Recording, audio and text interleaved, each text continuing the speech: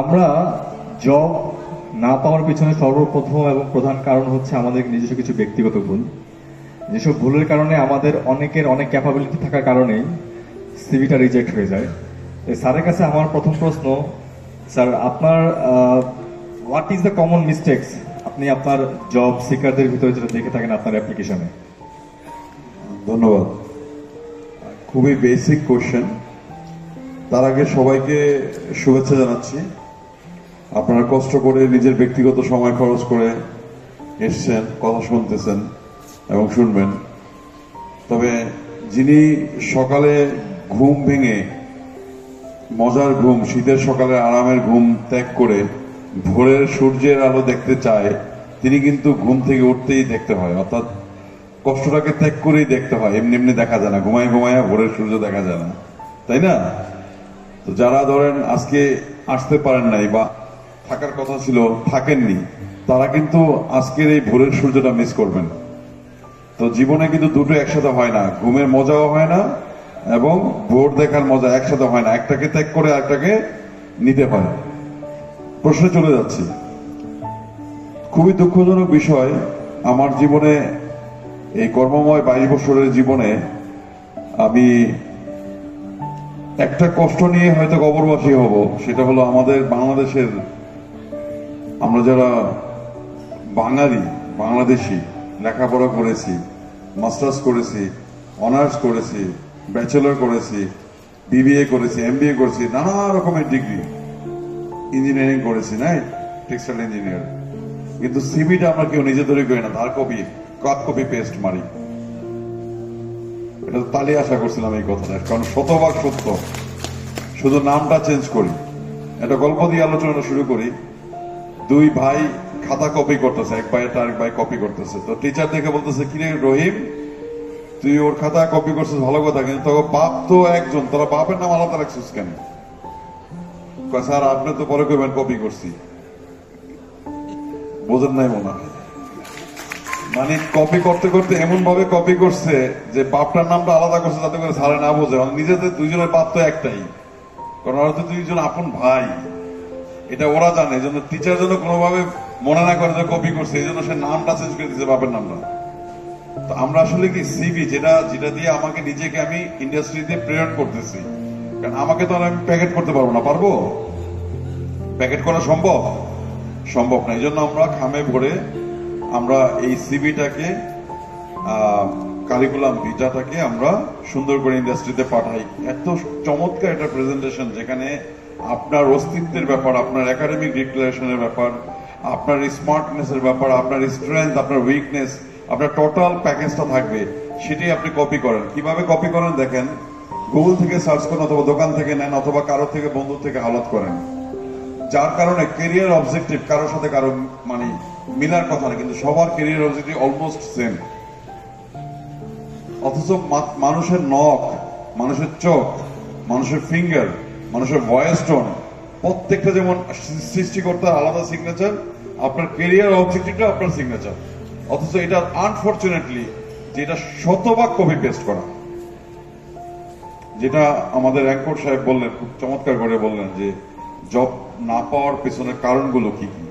Job সবাই পায়, কিন্তু কাঙ্ক্ষিত জবটা পেতে অনেক হয়তো দেরি হয়ে যায়, কারণ মানুষের গোল্ডেন টাইম হচ্ছে 30 থেকে 40।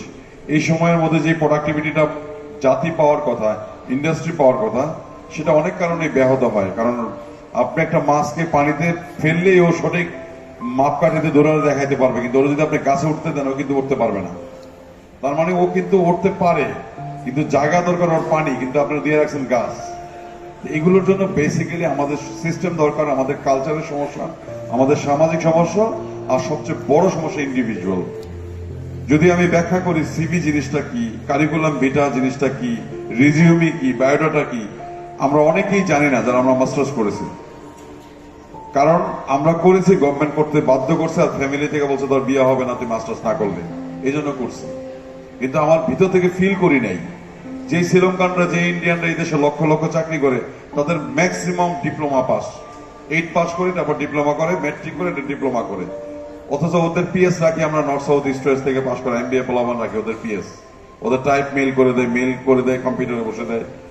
আমি 28 লাখ টাকা বেতন দিয়ে এক ইন্ডিয়ান রে পালি, ও ডিপ্লোমা করা, আর ওর 4 জন সাপোর্ট স্টাফ আছে যারা 4টা বিশ্ববিদ্যালয় থেকে পাশ করা, বেতন 22,000 টাকা বেতন দেই। ওয়ারেস ওই ইন্ডিয়ানটার ইংলিশ অ্যাকসেন্ট প্রেজেন্টেশন আমাদের দেশের অনেক নামি দামি ইউনিভার্সিটি স্টুডেন্টদের থেকে ফার বেটার। এটার মূল রিজন হচ্ছে ওরা যতটুকু শিখছে ওদের দরকার মনে করে শিখছে, এবং ওরা জানে এই শিক্ষাটাকে আমার কাজে লাগাইতে হবে। আর আমাদের বাধ্য করা হয়েছে, আমাদের সন্তানদেরকে বাধ্য করা হয়েছে যে তোর না পড়লে আমার ইজ্জত থাকবে না, সমাজে আমি মুখ দেখাতে পারবো না, তোরাও বিয়ে করতে পারবো না। আমি বুঝতে পারছি কথাটা। This all are very requirement. আপনারা যারা এখানে আসছেন তারা ক্যারিয়ার সচেতন বিদায় আসছেন, কিন্তু মেসেজ গুলো তাদের জন্য যারা আসে নাই। সো ভিডিও রেকর্ড গুলো প্রচার করবেন আপনাদের। আমি দীপুকে বলবো আপনাদের প্ল্যাটফর্মের প্রত্যেকের কাছে মেসেজ গুলো পৌঁছে দেওয়ার জন্য, বিকজ কেরিয়ার এতটাই গুরুত্বপূর্ণ। লাইফে পার্টনার চয়েস করার চাইতে গুরুত্বপূর্ণ হচ্ছে কেরিয়ার চয়েস করা। কারণ আপনি কেরিয়ারে যদি সফল না হন, আপনার একটা বউ টিকবে না। বিয়ে আপনি আত্মস্থ করতে পারেন, কোনো কিছু ম্যাটার করে না, বিয়ে করতে বেশি টাকা লাগে না। তালি কই ভাই, কি বললাম না, সেটা জমে গেছে নাকি? এত গুরুত্বপূর্ণ কথা বলতেছে কিন্তু কেউ কোনো ফিলিংস নাই। সো কেরিয়ারে যদি আপনি স্পটে না থাকেন তাহলে আপনি লাইফে সব জায়গাতে পিছনে থাকবেন। হ্যাঁ, বিয়ে করছেন, ইটস ওকে। বিয়ে করলেও বউ চালানো ভেরি কঠিন, ইন্ডাস্ট্রি চালানো যেতে কঠিন। তো যেটা বললাম, এখন সিভি জিনিসটা কি? সিভিটা হচ্ছে ডিটেলস, যেখানে দিবেন না কি কি, ধর্ম দিবেন না, এটা আপনার ইন্ডাস্ট্রিতে কোনো দরকার নেই। আপনি কোন ধর্মের মানুষ, আপনার হাইট কত দরকার নাই, দিবেন না। আপনার শরীরে কি চিহ্ন আছে, দিবেন না। আপনার জন্ম কত সালে, আপনার এনআইডি নাম্বার, এগুলো আমার দরকার নেই আপনার জানা, এগুলো ভেরি গোপন জিনিস, দিবেন না। খুব দিবেন কোনটা, যেটা আপনি ভালো পারেন, যে I am very smart over English communications, I can handle like all sort of gadget, এগুলো দিবেন, বক্স করে দিবেন। যেটা আপনার স্পেশাল যে কোয়ালিটি গুলো আছে এগুলো আপনি হাইলাইট করবেন শুরুতে। তারপর অবজেক্টিভে চলে যাবেন যে আমার লাইফে আমি চাই সিও হতে, এক লাইনে দিবেন। ক্যারিয়ার অবজেক্টিভটা এক লাইনে হবে এবং সেটা চুম্বক অংশ থাকবে।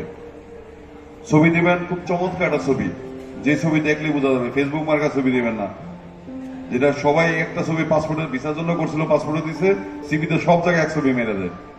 ছবির মধ্যে অ্যাপ্লিকেশন থাকবে, ছবিটা দেখলে যেন একজন সিভি রিক্রুটার যিনি স্ক্রিন করে সিভিটা, সেজন্য আপনার ছবিটা দেখলে চোখে লাগে না, একে দিয়ে কাজ হবে। কথা বোঝা গেছে? তারপরে আসেন, আপনি শর্ট অ্যানালাইসিস করবেন, আপনার উইকনেস কি, দুর্বলতা কি। আমি ইন্টারভিউ বোর্ডে আমি প্রায় 36,000 ইন্টারভিউ নিয়েছি আমার লাইফে, বেশি হবে। আমি একটা কোশ্চেনের আনসার কারো থেকে পাই না। যদি জিজ্ঞেস করি আপনার দুর্বলতা বলেন তো 5টা, একটা বলার পর খুঁজিয়ে পায় না, মানে এত সফল সে। কারণ নিজের দুর্বলতা যে বের করতে পারে না, সেই ইন্ডাস্ট্রির দুর্বলতা কিভাবে বের করবে বলেন? অথচ নিজের দুর্বলতা গুলো নিজের মুখস্থ থাকা উচিত, যে আমি কোন কোন জায়গায় আমার দুর্বলতা আছে, আমি উইক কোন জায়গাটা, আমার নিজেকে ট্রিটমেন্ট করতে গেলে আমি কোন জায়গাটা ফিঙ্গারিং করবো, তাই না ব্যাপারটা? এবার চলে আসেন রিজিউমিতে। রিজিউমি জিনিসটা কি? রিজিউমিটা হচ্ছে সামারি, আপনার ক্যারিয়ার সামারি, যেটা আপনাদের তার ক্ষেত্রে প্রযোজ্য না যারা ম্যানেজারের নিচে, অর্থাৎ যাদের 10 বছর বা 15 বছর অভিজ্ঞতা না হয়েছে তারা রিজিউমি তৈরি করবেন না। রিজিউমি হচ্ছে মার্কেট আপনার নামটা দেখলে যেন চিনে আপনার ডিসিপ্লিনে। সে ফর এক্সাম্পল আমার রমজান ভাই, ওনার মার্কেটিং ডিসিপ্লিনে ওনাকে চিনে, এখন ওনার নামটা রমজান চরকা, এটুক দিয়ে একটা ছবি দিলেই মার্কেটে চিনবে যারা। উনি যে সিভি দিবে কি, নায়ক হওয়ার জন্য তো দিবে না, দিবে, দিলে কোথায় দিবে? হ্যাঁ, দিবে কোথায়? মার্কেটিং ডিসিপ্লিনের জন্য তো, না অন্য কোন ইন্ডাস্ট্রিতে, মার্কেটিং ডিপার্টমেন্টের জন্য। তো ওই সেক্টরের সবাই তাকে চিনবে। আমাকে যদি এইচআর কমিউনিটিতে কোথাও যদি সিভি দেন কোন ইন্ডাস্ট্রিতে, আমার ছবি আর নামটা গেলে চিনবে যে নুরে খান 22 বছর যাবত এই সেক্টরে আছে। তো মূল কথা হচ্ছে যে রিজিউমিটা হচ্ছে তার জন্যই প্রযোজ্য যারা মার্কেটে একটা সিগনেচার অবস্থান করেছে, ম্যানেজারের নেবা ডেজিগনেশনটা। আর কারিকুলাম বেটার হচ্ছে এন্ট্রি লেভেলার, যারা জব সিকার এবং ম্যানেজারের নিচে, অথবা কেরিয়ার সুইচ। যেমন ধরেন 20 বছর আপনি কাজ করছেন, ধরেন সুতা সাপ্লাই হিসেবে বা সুতা বিক্রি করতেন, এখন আপনি আসছেন সুইং এ বা ফিনিশিং এ, প্রোডাকশন লাইনে, আপনি কেরিয়ার সুইচ করতেছেন, এতদিন মার্কেটিং দেখছেন, এখন প্রোডাকশনে আসতেছেন, আপনার জন্য আবার সিভি লাগবে, ডিটেলস লাগবে। সিভি মানে ডিটেলস, আর রিজিউমে হচ্ছে সামারি।